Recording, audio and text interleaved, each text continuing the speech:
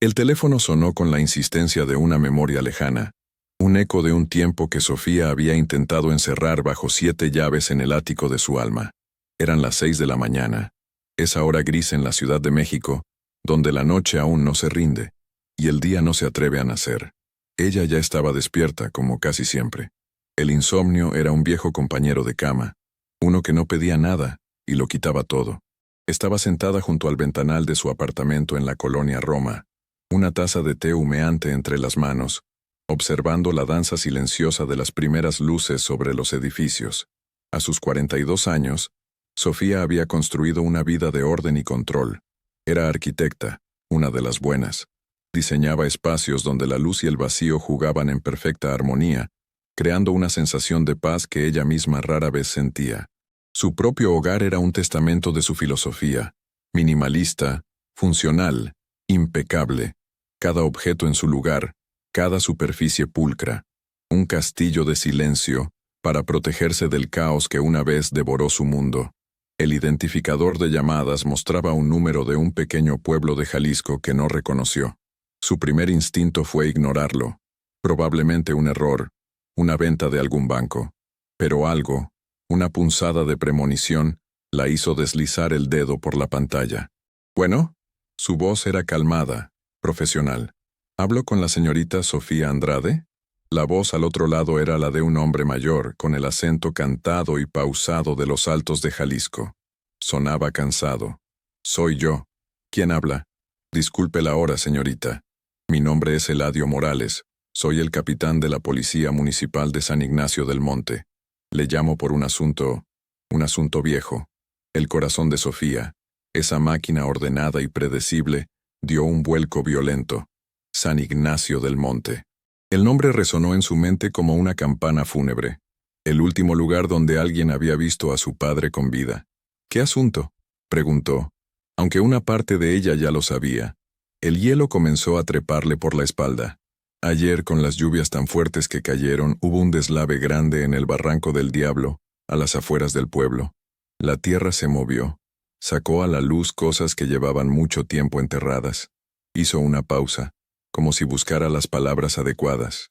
Encontramos una camioneta, una Ford de las viejitas, color azul. Estaba hecha a pedazos, pero el número de serie del motor estaba intacto. La matrícula ya no existía, pero hicimos la búsqueda. El vehículo está registrado a nombre de Ricardo Andrade. Sofía dejó de respirar. El aire se solidificó en sus pulmones. 20 años.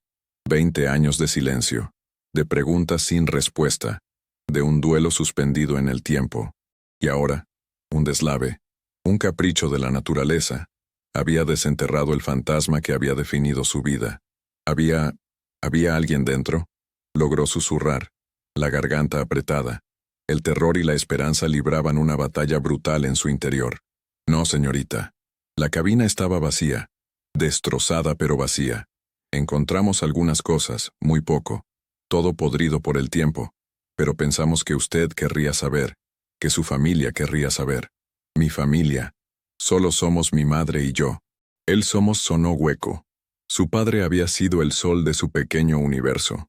Cuando se apagó, todo se volvió frío y oscuro. Lo lamento mucho. Mire, sé que esto es difícil, pero si quisiera venir, podríamos mostrarle lo que encontramos. Entiendo que es un viaje largo, pero... Iré, lo interrumpió Sofía, con una firmeza que la sorprendió a sí misma. La arquitecta de la calma se había desvanecido. En su lugar estaba la niña de 22 años que se había negado a creer que su padre simplemente se había marchado. Estaré allí mañana. Colgó el teléfono y se quedó inmóvil, mirando su reflejo en el cristal oscuro del ventanal. Veía a una mujer extraña, con el rostro pálido y los ojos desorbitados por el shock. La taza de té temblaba en sus manos, derramando un pequeño charco sobre la mesa de mármol. No le importó. El orden se había roto. El pasado, ese monstruo que creía dormido, había abierto los ojos. Ahora tenía que hacer la llamada más difícil de todas. Tenía que decírselo a su madre, Elena. Elena vivía en una pequeña casa en Coyoacán, un refugio que Sofía le había comprado hacía años. Después de la desaparición de Ricardo, su mundo económico se había colapsado. Él era el proveedor, el hombre de negocios con grandes sueños. Sin él, las deudas se los comieron. Tuvieron que vender la casa familiar, esa donde cada rincón guardaba una risa, un recuerdo. Elena nunca se recuperó del todo. Se había encogido, volviéndose una mujer frágil que vivía entre sus plantas y sus memorias. Se negaba a aceptar la muerte de su esposo. Para ella, Ricardo simplemente no había vuelto. Una puerta abierta a una esperanza que a Sofía le parecía una tortura. Marcó el número. Su madre contestó al segundo tono, su voz dulce y algo temblorosa. «Mi hija, qué milagro. ¿Todo bien?» Sofía cerró los ojos. ¿Cómo se daba una noticia que era a la vez un final y un principio?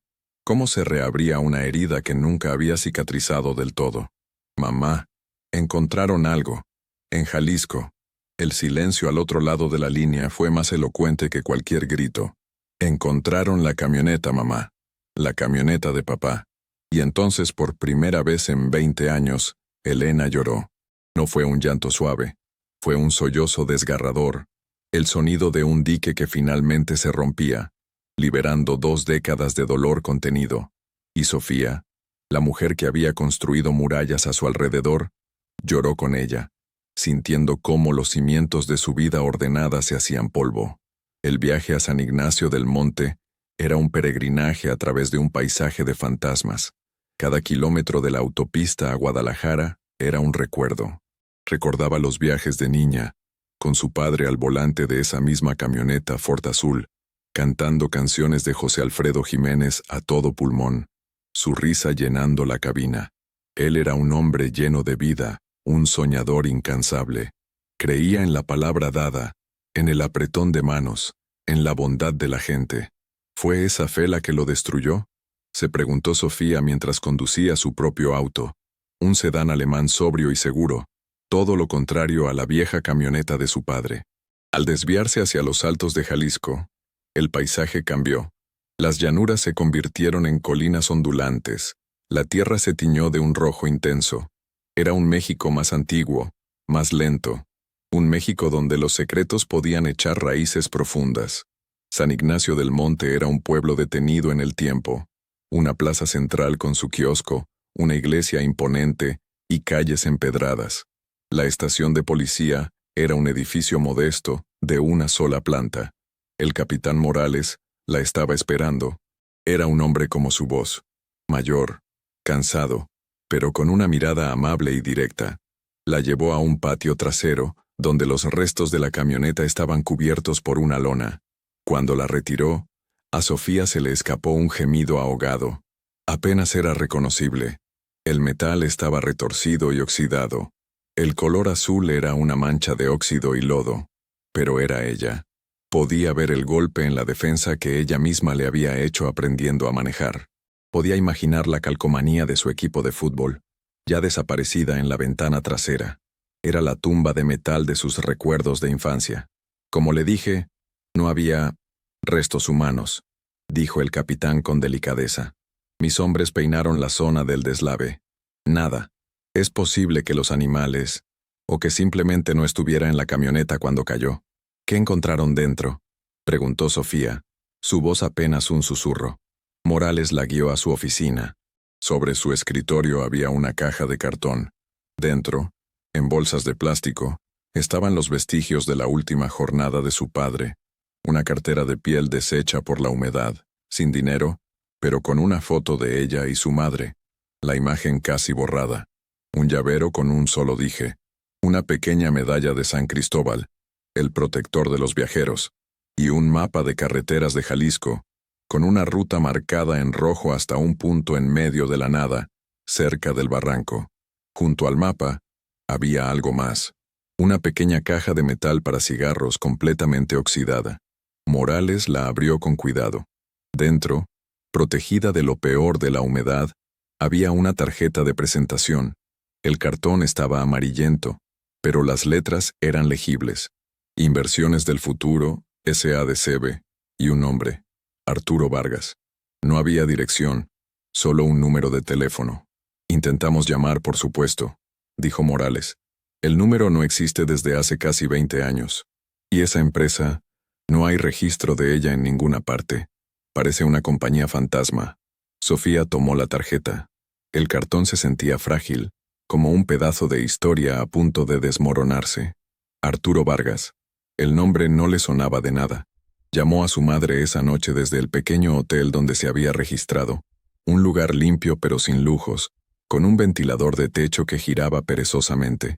Le contó lo de la camioneta, lo de la caja, lo de la tarjeta. «¿Arturo Vargas?», repitió Elena, su voz sonando lejana. «Tu papá lo mencionó un par de veces. Era su posible socio. Un hombre, ambicioso. Se conocieron en Guadalajara. Iban a comprar unas tierras juntos. Un gran proyecto. Ricardo estaba muy ilusionado. Dijo que ese negocio nos aseguraría el futuro. La última vez que hablé con él, el día que desapareció, me dijo que iba a reunirse con Vargas para cerrar el trato. Llevaba el dinero del enganche con él». Un escalofrío recorrió a Sofía. El dinero. Por supuesto. Su padre no era un hombre de bancos, confiaba en el efectivo. «¿Cuánto dinero, mamá?» «Mucho, mija. Todos nuestros ahorros. Y un préstamo que había pedido». Dijo que era la oportunidad de sus vidas. Sofía colgó el teléfono sintiendo un peso terrible en el pecho. La historia empezaba a tomar una forma oscura y siniestra. Su padre, el hombre honesto y soñador, había ido a encontrarse con un socio ambicioso, llevando consigo todo el patrimonio de su familia, y nunca más se supo de él. Y su camioneta apareció en el fondo de un barranco, vacía. No fue un accidente. No fue un abandono. A su padre le había pasado algo terrible en ese camino a Guadalajara, y el hombre cuyo nombre sostenía en esa tarjeta amarillenta era la única pieza que podía conectar el pasado con el presente. La decisión se formó en su mente con la claridad y la solidez de uno de sus diseños arquitectónicos. No se iría de allí, no hasta saber qué le pasó a Ricardo Andrade. 20 años había esperado por una respuesta. No esperaría ni un día más. Se quedaría, aunque tuviera que excavar en el pasado con sus propias manos hasta desenterrar la verdad, sin importar cuán dolorosa fuera. Sofía convirtió la habitación de hotel en su centro de operaciones. Desplegó una copia del mapa de su padre sobre la cama y marcó con un alfiler rojo el lugar donde encontraron la camioneta. Trazó la ruta que él había señalado, una serie de caminos rurales que serpenteaban por la sierra. No era la ruta más directa a Guadalajara. Era un desvío, un lugar para una reunión secreta. Durante los días siguientes, se dedicó a una arqueología de la memoria. Visitó la hemeroteca de la biblioteca municipal, un cuarto polvoriento donde los periódicos viejos se deshacían al tacto. Buscó noticias de la época de la desaparición de su padre. No había mucho. Una pequeña nota en la sección local. Hombre de negocios de la capital reportado como desaparecido. Se teme haya sido víctima de un crimen. Nada más. Era una historia entre muchas, una gota de tragedia en un océano de olvido. Entonces empezó a hablar con la gente. Al principio se topó con un muro de silencio.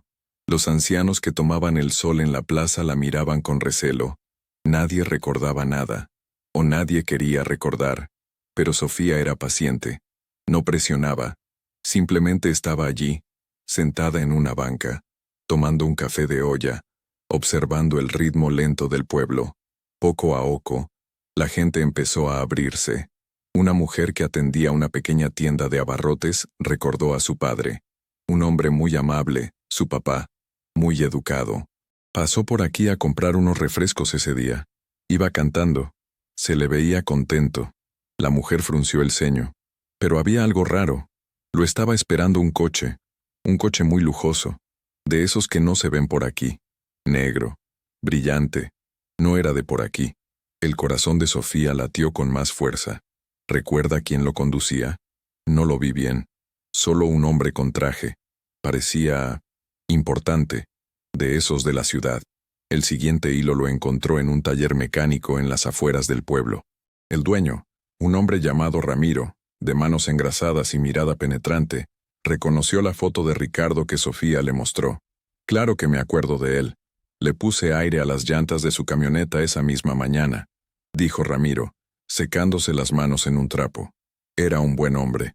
Estaba emocionado. Me contó que iba a cerrar el negocio de su vida, que por fin iba a poder darle a su familia todo lo que se merecía. Ramiro se quedó pensativo.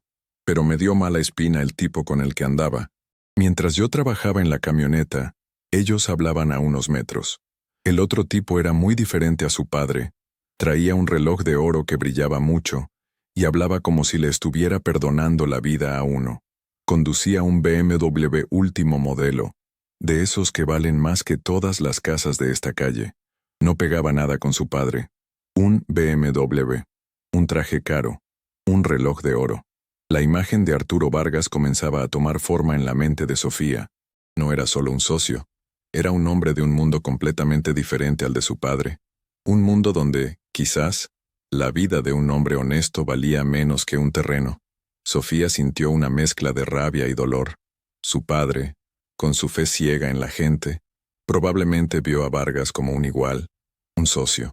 Pero Vargas, con su BMW y su aire de superioridad, seguramente vio a su padre como un obstáculo, un simple peón en su juego de ambición. La arquitecta dentro de ella tomó el control. Dejó de ser solo una hija en duelo y se convirtió en una investigadora. Creó un tablero en la pared de su habitación. Puso el mapa en el centro, la foto de su padre a un lado, la tarjeta de Vargas al otro. Conectó los puntos con hilos de colores, el testimonio de la tendera, la descripción del mecánico, la historia de su madre. Era un mapa del pasado, un plano para encontrar una verdad enterrada. Su lucha interna era constante. Cada noche, la duda la asaltaba. ¿Qué estaba haciendo allí? ¿Removiendo un dolor que ya estaba asentado? ¿Poniéndose en peligro? Pero cada mañana, la imagen del rostro sonriente de su padre en la vieja fotografía le daba la fuerza para continuar. Esto ya no era solo por él, era por ella, por la niña que se quedó esperando en la puerta. Era por su madre, que había vivido 20 años en la niebla de la incertidumbre. Era una cuestión de justicia, de poner cada pieza en su lugar, de darle un final a una historia que la había mantenido prisionera durante la mitad de su vida. Se prometió a sí misma, en el silencio de esa habitación de hotel, que no descansaría hasta que la estructura de esa mentira de 20 años se viniera abajo, y ella sería la arquitecta de esa demolición. La tarjeta de presentación era su única conexión tangible con Arturo Vargas. El número de teléfono era un callejón sin salida, pero el nombre era un comienzo. En el mundo digital de hoy, nadie es un fantasma por completo. Sofía recurrió a un viejo amigo de la universidad, Mateo, un genio de la informática que ahora tenía su propia empresa de ciberseguridad en Monterrey. Le debía un favor desde que ella diseñó su primera oficina sin cobrarle un peso. Mateo, necesito encontrar a alguien, le dijo por teléfono, explicándole la situación a grandes rasgos.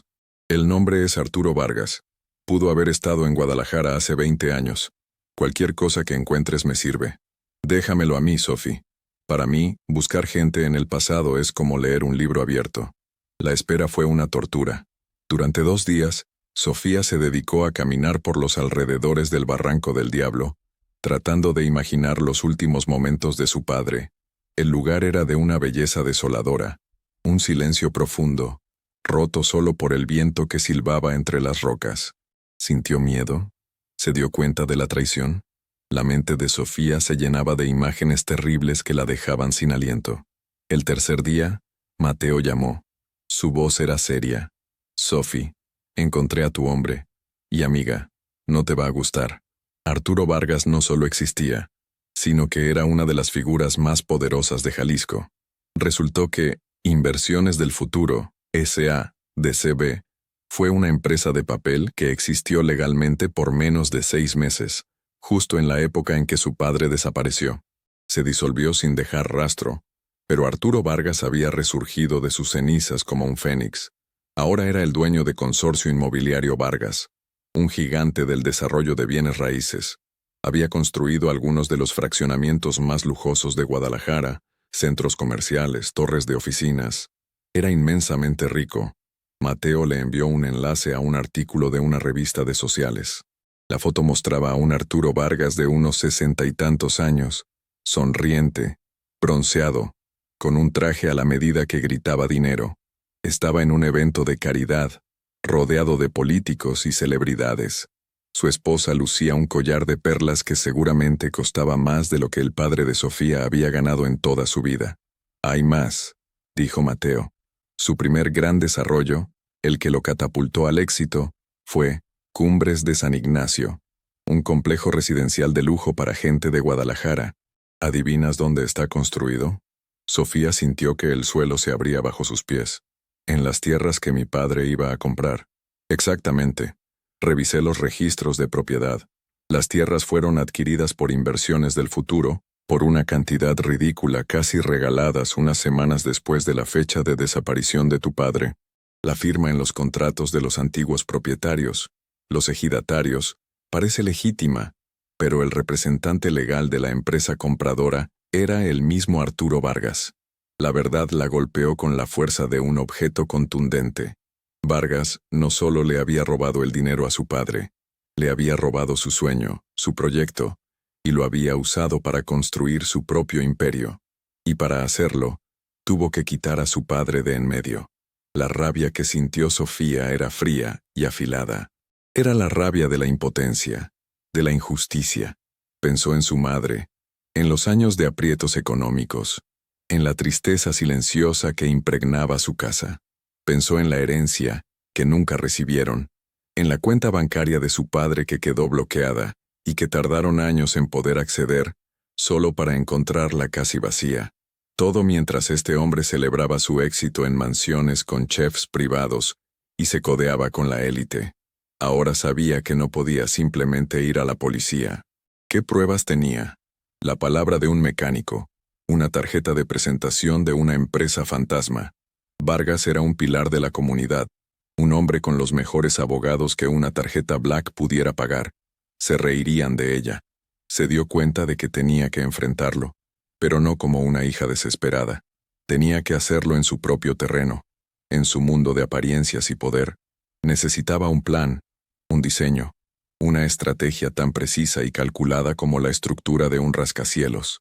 Su próximo destino era Guadalajara. Iba a entrar en la guarida del lobo, pero no como una oveja. Iba a entrar como una arquitecta, lista para encontrar la grieta en los cimientos de ese imperio, construido sobre una tumba sin nombre. Guadalajara la recibió con su bullicio y su mezcla de tradición y modernidad. Para Sofía, la ciudad se sentía opresiva. Cada edificio de lujo una afrenta a la memoria de su padre. Se instaló en un hotel discreto en el centro, lejos de las zonas ostentosas donde seguramente se movía Vargas. Durante días, se dedicó a la vigilancia. Observó el edificio corporativo de Vargas, una torre de cristal y acero que se alzaba como un monumento a su arrogancia. La siguió en redes sociales, estudiando sus hábitos, sus apariciones públicas. Se enteró de que él era el anfitrión principal de una gala benéfica anual para un hospital infantil, un evento que era la cumbre de la vida social tapatía. Era la oportunidad perfecta, un lugar público, lleno de testigos influyentes, un escenario donde una sola palabra fuera de lugar podría hacer más daño que una acusación formal, pero para entrar, necesitaba verse como parte de ese mundo. Su guardarropa de arquitecta, compuesto de colores neutros y cortes funcionales, no serviría. Necesitaba una armadura. Recordó las palabras de su padre. «Mija, tú siempre tienes que verte como la dueña del lugar, aunque solo vayas a barrerlo». Con un nudo en el estómago, entró en una de las boutiques más exclusivas de la ciudad. Se sentía como una impostora. Los precios de los vestidos le parecían absurdos, una locura, pero mientras se probaba un vestido de seda color esmeralda, de corte simple pero increíblemente elegante, se miró al espejo y no vio a la hija de luto. Vio a una mujer fuerte, decidida. Vio a la hija de Ricardo Andrade, lista para reclamar su honor. Usó una parte considerable de sus ahorros en ese vestido y en unos zapatos de tacón que la hacían sentir más alta, más segura. No era un capricho, era una inversión en su plan. Conseguir una entrada para la gala fue más complicado. El evento era exclusivo, solo por invitación, pero su amigo Mateo, el genio informático, volvió a obrar su magia. Encontró una vulnerabilidad en el sistema de registro en línea del evento y logró incluirla en la lista de invitados como Sofía Andrade, Andrade Arquitectos. Era una verdad a medias que le daba un aire de legitimidad. La noche de la gala, mientras se preparaba en su habitación de hotel, Sintió un miedo paralizante. ¿Qué iba a decirle? ¿Cómo reaccionaría él? ¿Y si todo salía mal? Se obligó a respirar hondo. Recordó los principios que su padre le había enseñado. No sobre negocios, sino sobre la vida. El miedo es solo una sombra, mija. Enciendes la luz y desaparece. Y la luz es la preparación. Repasó su plan una y otra vez. No lo acusaría. No gritaría. Simplemente se presentaría. Diría el nombre de su padre. Y observaría. Observaría cada microexpresión, cada tic, cada intento de ocultar la verdad en sus ojos. El salón de la gala era un despliegue de opulencia. Candelabros de cristal, arreglos florales extravagantes, una orquesta tocando música clásica.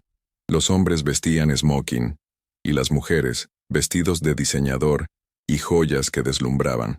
Sofía vio a una mujer mayor, claramente de la alta sociedad, que llevaba un collar que reconoció al instante como una pieza icónica de Chanel.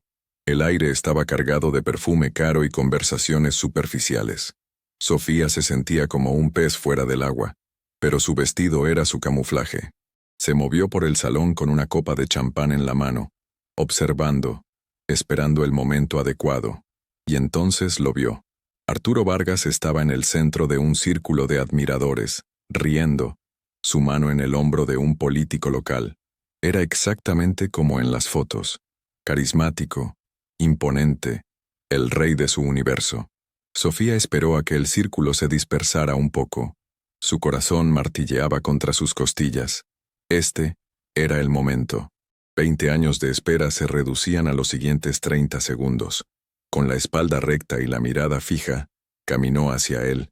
Se detuvo a un par de metros, esperando a que terminara de hablar con un invitado. Cuando él se giró, sus miradas se encontraron.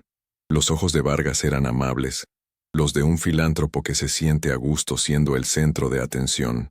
«Disculpe, señor Vargas», dijo Sofía, su voz sorprendentemente firme. «Sí, dígame», respondió él con una sonrisa practicada. «¿Nos conocemos?» «No, señor. Mi nombre es Sofía Andrade». Hizo una pausa, dejando que el apellido flotara en el aire entre ellos. «Soy la hija de Ricardo Andrade». La sonrisa de Arturo Vargas no se desvaneció, pero se congeló. Fue un cambio casi imperceptible, como una fina capa de hielo formándose sobre el agua. Sus ojos, antes cálidos, se volvieron duros y calculadores. El carisma se evaporó, dejando al descubierto algo frío y peligroso. «No conozco a ningún Ricardo Andrade», dijo, su tono ahora cortante. «Debe estar equivocada». «No lo creo», insistió Sofía, manteniendo su mirada. «Él lo conocía a usted. Iban a ser socios, hace 20 años, cerca de un pueblo llamado San Ignacio del Monte». El color abandonó el rostro de Vargas. Su mandíbula se tensó. Un hombre corpulento que estaba cerca, claramente su guardaespaldas, dio un paso sutil hacia adelante. «Mire, señorita», dijo Vargas, bajando la voz a un siseo amenazante. «No sé qué juego está jugando, pero está en el lugar equivocado. No tengo idea de quién es usted ni de quién es su padre. Le sugiero que disfrute de la fiesta y me deje en paz, si sabe lo que le conviene». Se dio la vuelta bruscamente y se alejó, dejando a Sofía sola en medio del salón. Para cualquiera que los observara, pareció un breve y casual encuentro. Pero para Sofía, fue una declaración de guerra. La había amenazado, y en su amenaza, había confesado. Un hombre inocente se habría mostrado confundido, curioso. Un hombre culpable se había mostrado hostil y asustado. Salió al balcón, tratando de calmar el temblor de sus manos. Su plan había funcionado. Había visto la verdad en sus ojos. Pero ahora, también sabía que estaba tratando con un hombre peligroso. Un hombre que no dudaría en silenciarla. Igual que, estaba segura, había silenciado a su padre. La batalla apenas comenzaba, y ahora era mucho más peligrosa de lo que había imaginado. Sofía se sentía a la vez victoriosa y aterrorizada. La reacción de Vargas era la confirmación que necesitaba, pero también una advertencia. Estaba removiendo un nido de alacranes. Mientras permanecía en el balcón, recomponiendo la compostura, una mujer mayor se le acercó. Era delgada, elegante de una manera discreta, y sus ojos tristes parecían haberlo visto todo. «Disculpa el atrevimiento», dijo la mujer con voz suave, pero no pude evitar escuchar tu conversación con Arturo. Te vi. La forma en que lo miraste. Hacía mucho tiempo que nadie lo miraba así. Sofía se puso a la defensiva. ¿Quién es usted? Mi nombre es Isabel. Yo trabajé para Arturo durante muchos años. Fui su asistente personal. Y fui mucho más que eso, para mi desgracia. Una sombra de dolor cruzó su rostro. Lo conozco mejor que nadie. Sé de lo que es capaz. Había algo en la mirada de Isabel, una mezcla de amargura y resignación, que le dijo a Sofía que podía confiar en ella. ¿Conoció a mi padre, Ricardo Andrade? Isabel asintió lentamente. No personalmente, pero recuerdo el nombre. Recuerdo esa época. Arturo andaba muy nervioso, muy secretive. Hablaba de un gran negocio, de unas tierras en los Altos. Decía que un socio local le estaba facilitando todo. Y de repente un día, dejó de hablar del socio y empezó a hablar de su proyecto. Cuando le pregunté qué había pasado con el otro señor, me dijo que se había echado para atrás. Me gritó que no volviera a mencionarlo. Isabel suspiró. Arturo no tiene socios, solo tiene herramientas que usa y luego desecha. Sofía sintió una oleada de empatía por esa mujer. Ambas eran víctimas de la misma ambición desmedida. Él mató a mi padre, dijo Sofía, las palabras saliendo con una certeza absoluta. Isabel no pareció sorprendida. Solo asintió. No me extrañaría. Arturo construyó su imperio sobre secretos y traiciones. Yo fui uno de esos secretos. Cuando ya no le serví, me despidió con una miseria y me amenazó para que mantuviera la boca cerrada. Se encontraron al día siguiente en una pequeña cafetería lejos de las miradas curiosas. Isabel, lejos del brillo de la gala, parecía más vulnerable, pero también más resuelta. Arturo es un hombre de hábitos, explicó Isabel, revolviendo su café. Es vanidoso, guarda trofeos de sus victorias. En su primera oficina, la que tenía antes de construir su torre, tenía una caja fuerte detrás de un cuadro. Ahí no guardaba dinero, guardaba documentos, contratos viejos, pagarés, cosas que le recordaban cómo empezó, cómo aplastó a otros para subir. ¿Cree que pueda haber algo ahí? ¿Algo sobre mi padre? Es posible. Esa oficina está en un edificio viejo que ahora usa como bodega. Casi nadie va por allí. Él es el único que tiene la llave de esa caja fuerte. Pero yo sé la combinación. Isabel miró a Sofía fijamente. Estuve con él 15 años. Sé dónde guarda cada llave, cada secreto. Me despreció, me humilló. Si puedo hacer algo para que pague por todo el daño que ha hecho, lo haré. Isabel le dibujó un plano del edificio y la oficina en una servilleta. Le dio la combinación de la caja fuerte. Ten mucho cuidado, Sofía. Si te descubre, no dudará en hacerte daño. El plan era arriesgado, casi una locura. Sofía no era una ladrona. Era una arquitecta, una mujer que creía en el orden y la ley. Pero la ley estaba del lado de Vargas, protegida por su dinero y su poder. A veces, para obtener justicia, hay que doblar las reglas. Pasó 2 días observando el edificio. Era tal como Isabel lo había descrito. Un inmueble viejo en una zona industrial, con muy poco movimiento. La seguridad era mínima. Solo un vigilante nocturno que parecía más interesado en su pequeña televisión que en las cámaras de seguridad. La noche elegida, Sofía se vistió completamente de negro. Su corazón era un tambor desbocado. Esto iba en contra de toda su naturaleza, pero la imagen de su padre y la mirada fría de Vargas la impulsaban hacia adelante. Logró entrar por una ventana trasera que Isabel le había indicado que solía estar mal cerrada. El interior del edificio olía a polvo y a papel viejo. Encontró la antigua oficina de Vargas. Era un santuario de su ego incipiente. Fotos de él con políticos de bajo nivel, premios de asociaciones desconocidas. Detrás de un cuadro de un paisaje genérico, estaba la caja fuerte. Con manos temblorosas, marcó la combinación que Isabel le había dado. El pesado mecanismo hizo clic y la puerta se abrió. Dentro no había joyas ni dinero, solo carpetas y un par de libros de contabilidad. Empezó a revisar los documentos, su linterna de bolsillo barriendo los nombres y las fechas. Y entonces lo encontró. Una carpeta delgada con una etiqueta escrita a mano. Proyecto San Ignacio. El aire se le atoró en la garganta. Dentro había copias de los contratos de compra-venta de las tierras. y debajo de ellos, un libro de contabilidad de aspecto inocente. No parecía tener nada que ver con el proyecto. Era un libro de gastos personales, aparentemente, pero algo le llamó la atención. Su padre le había enseñado a jugar al ajedrez y a resolver criptogramas cuando era niña. La mente es un músculo, mija. Hay que ejercitarla. Recordó uno de los códigos que él le enseñó, uno basado en fechas y números de página. Hojeó el libro. Las anotaciones parecían normales. Comida con inversionista, gastos de representación, pero las cantidades eran extrañas, y algunas palabras estaban sutilmente subrayadas. Aplicó el código que su padre le había enseñado.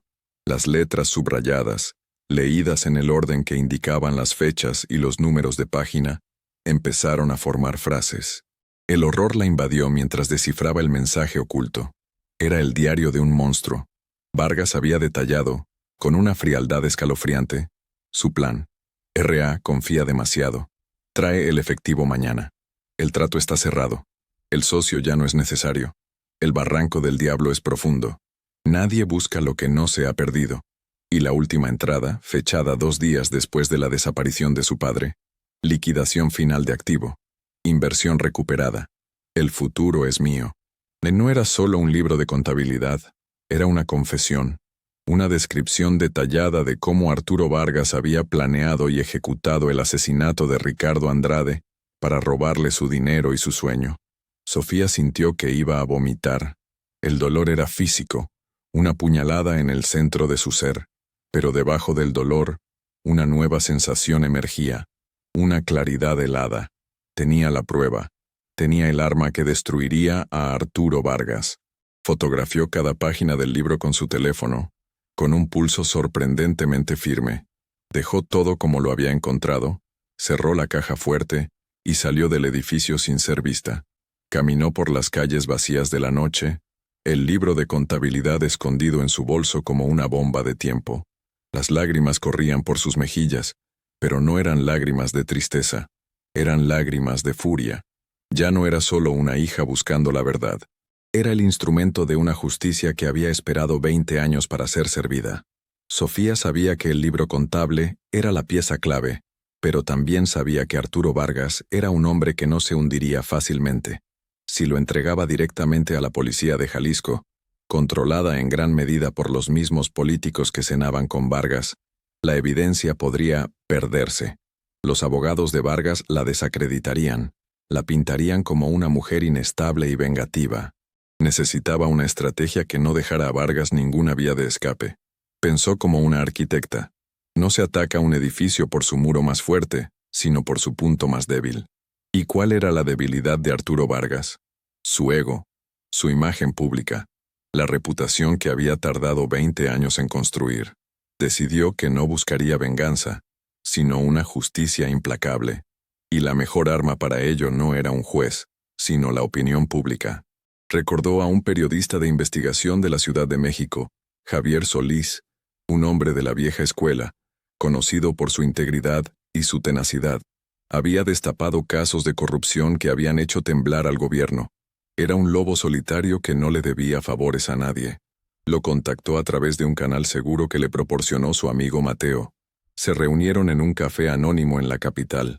Sofía le contó toda la historia, desde la llamada sobre la camioneta hasta el libro de contabilidad. Le mostró las fotos de las páginas, la confesión cifrada de Vargas. Javier Solís la escuchó sin interrumpir, sus ojos agudos analizando cada detalle.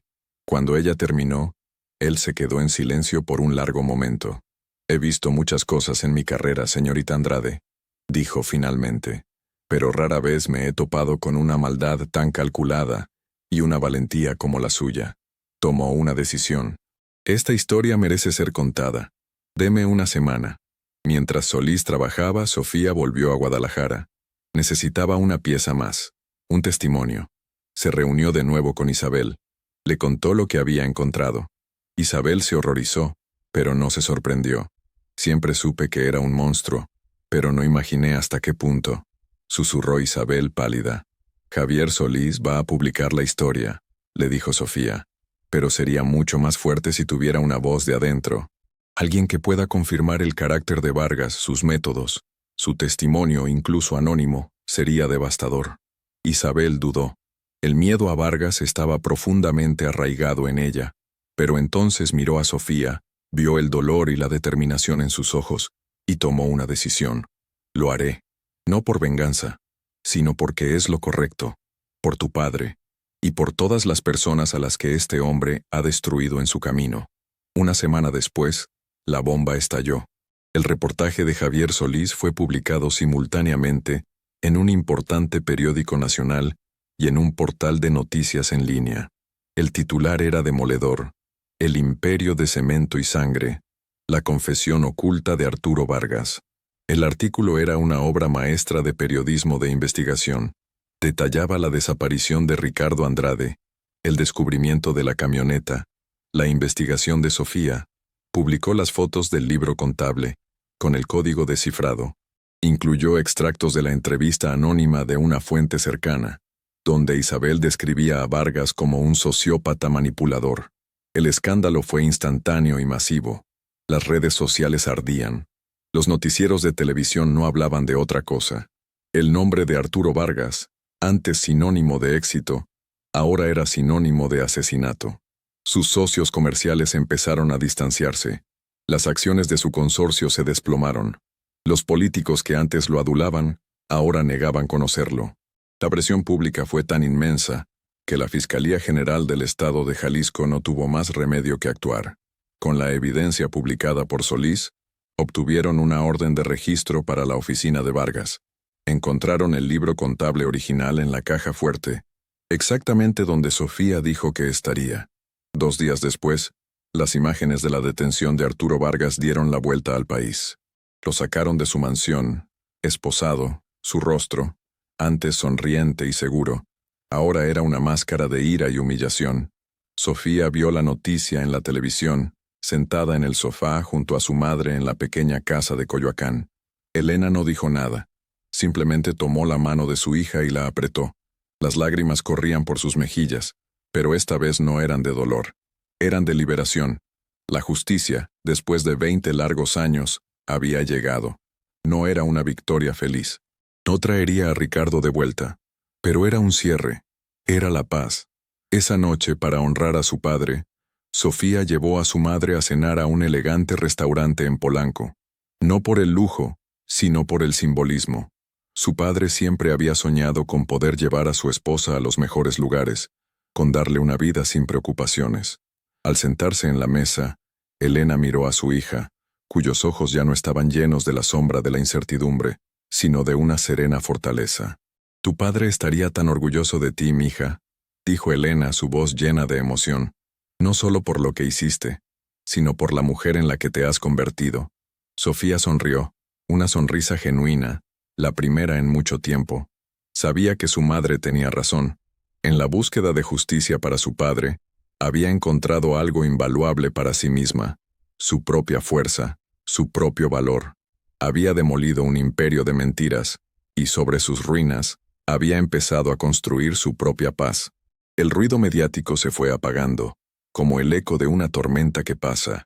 El juicio de Arturo Vargas sería largo y complejo, pero con la evidencia del libro contable y el testimonio de Isabel, que finalmente decidió hablar con la cara descubierta, su condena era casi segura.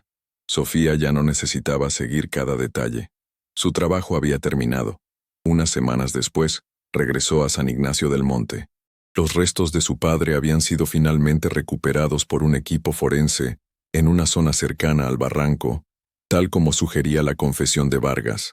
El pueblo, que al principio la había visto como una extraña, ahora la recibía con un respeto silencioso. Organizó un servicio funerario en la pequeña iglesia de la plaza. Asistió todo el pueblo: Ramiro, el mecánico, la mujer de la tienda, el capitán Morales, ya jubilado. Todos estaban allí para honrar la memoria del hombre al que la justicia tardía finalmente había alcanzado. Después del servicio, Sofía caminó sola hasta el mirador del Barranco del Diablo. El sol de la tarde teñía las nubes de naranja y púrpura. El viento soplaba suavemente, llevándose consigo el peso de los últimos 20 años. Ya no veía ese lugar como una tumba, sino como un punto de partida. El final del viaje de su padre había sido el comienzo del suyo. No solo había encontrado una camioneta oxidada, había encontrado la verdad, que era afilada y dolorosa. Había encontrado justicia, que era un bálsamo para el alma herida de su familia, y en el proceso, se había encontrado a sí misma. La arquitecta que diseñaba espacios vacíos había aprendido a llenar el vacío de su propio corazón. Se dio cuenta de que el orden que tanto buscaba no estaba en las superficies limpias ni en los planes meticulosos. Estaba en la aceptación, en la paz interior que llega cuando uno finalmente puede dejar ir el pasado, no para olvidarlo, sino para integrarlo como parte de la estructura de la propia vida. Mirando el horizonte, sintió, por primera vez, que la presencia de su padre no era la de un fantasma que la atormentaba con preguntas. Era una fuerza serena dentro de ella, un pilar de amor y honestidad que la sostendría por el resto de sus días. La búsqueda había terminado. La sanación apenas comenzaba. Gracias por llegar hasta el final de esta reflexión. Si estás leyendo esto, quiero que sepas que no estás solo. Ahora, te invito a un momento de calma. Voy a compartir una oración. No importa tu religión, sino tu fe. Una oración pensada para ayudarte, para abrazar a todos los que en silencio luchan, sienten, esperan. Solo cierra los ojos un instante y deja que estas palabras te acompañen. Ten fe, todo va a estar bien. Orar, encenderse por dentro. Hay dolores que nadie ve, dolores que no gritan, no sangran, pero pesan como un velo sobre los hombros. Esos que uno carga en silencio, tratando de entender, de seguir, de soportar. Pero hay un momento, y yo he estado ahí varias veces, en que el esfuerzo cansa, la mente se rinde, y algo dentro de uno se arrodilla, no por debilidad, sino por verdad. Es en ese instante cuando la oración comienza, o mejor dicho, aparece. No esa hecha con palabras bonitas o promesas apresuradas, sino la que brota de un lugar tan profundo que ni siquiera tiene nombre, como un susurro del alma diciendo, ya no puedo sola. Orar, descubrir, no es pedir, es recordar. Recordar quiénes somos cuando el ego se aquieta. Recordar que la vida también late en lo invisible, que hay un centro en nosotros donde todo descansa, y que, aunque por fuera todo parezca derrumbarse, ese centro permanece. A veces orar es simplemente cerrar los ojos y recogerse como una flor que siente el frío de la noche. Es permitir que una presencia suave nos envuelva, no como magia, sino como sustento, como quien dice sin prisa, aquí estoy, incluso ahora. La oración o la súplica no cambia el mundo, pero cambia a quien ora. No evita los dolores, pero transforma la forma en que atravesamos cada uno de ellos. Nos da una mirada más tierna, un corazón menos endurecido, un paso más firme incluso en la oscuridad. Es como si, por un instante, el alma flotara por encima del tiempo y regresara al cuerpo con más paz. No una paz ruidosa, sino esa que solo quien ha pasado por el caos puede reconocer. Orar es afinar la escucha. La mente se calla y la intuición despierta.